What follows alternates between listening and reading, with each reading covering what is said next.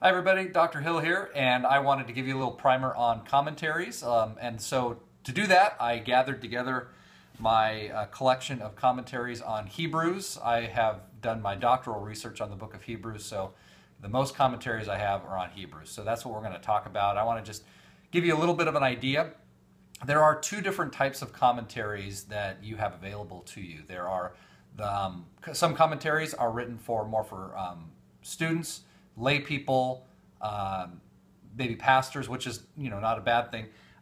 They're over here. There are the other commentaries that are more what we might call critical commentaries or exegetical commentaries, and I have them here.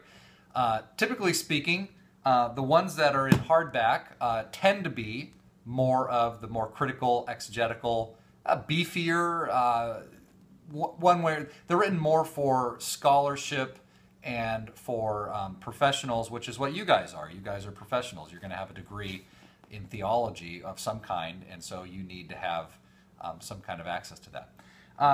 So I want to just talk about what are some good exegetical commentaries, and I'm just going to go over here from my right to left. This is the Hermeneia volume for Hebrews. It's big. It's a little oddly shaped. And you can tell this kind of distinctive color. This is a New Testament. I think the Old Testament ones are yellow.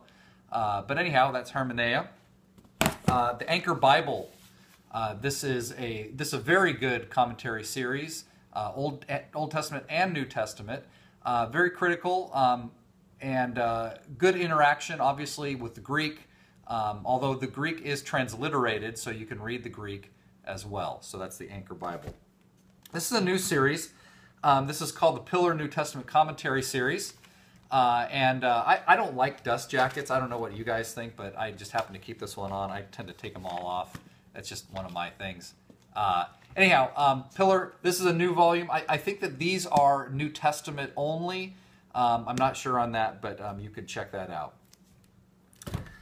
This is a 2-volume in the Word Biblical Commentary. For Hebrews, there's a 2-volume. I think Matthew has a 2-volume. All that to say, there are Old Testament and New Testament commentaries in the Word Biblical Commentary series, or WBC. All the commentaries are abbreviated by an acronym. So Word Biblical Commentary, WBC. I think PNTC, Pillar New Testament Commentary. Anchor Bible is AB. And then Hermeneia is just, I think, Herm with a period there. So, okay. Continuing on, this is the New International Greek Testament Commentary, or the NIGTC. Another good critical commentary that you can make use of. These all should be available at a library near you, or at least at your Fuller campus, your Extension campus, or your regional campus that you work at. If you're near, like if you're in Southern California, Biola University has a good library that you can get into, Fuller Seminary, Claremont. I live near UCI. UCI actually has a very surprising good collection of commentaries because they have a good classics program over there. Anyhow, this is the new volume in Hebrews from the New International Critical Commentary, or New International Commentary on the New Testament, which is the NICNT. A redone, F.F. Bruce wrote the first one, and then Gareth Cockrell wrote the last here. And then this is the New Testament, let's see, Westminster John Knox put out this New Testament library, and this is an example of that. So these are all, I know I'm shaking the camera because they're beefy.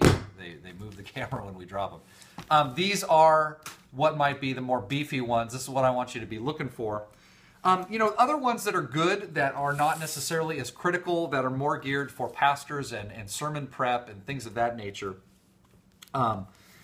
This one, the NIV Application Commentary, is still a good commentary. It's not bad. It just focuses a little bit more on application, a little bit more on moving into your own social location.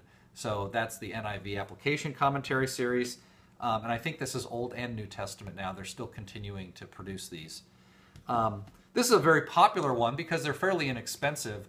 The Tyndale New Testament commentaries. And these, I believe, these go through. You can buy the entire set for a fairly reasonable price. And they're good to have on your shelf. They are a little bit more geared towards sermon prep.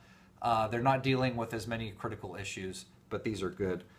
Another one is, this is the New International Biblical Commentary, and NIBC. Still a good commentary, but a little bit more geared towards lay people and sermon prep. And then again, this is the Encountering Biblical Studies series, and each book is labeled as Encountering the Book of blank, fill in the blank there. So I would rather you engage with these. It's not bad to engage with these, but I'd like to see, you're asked to engage with 3 different commentaries. As much as you can aim for these over here, that would be great. And you can look at the PDF on the Moodle site for a little bit more of a primer on this.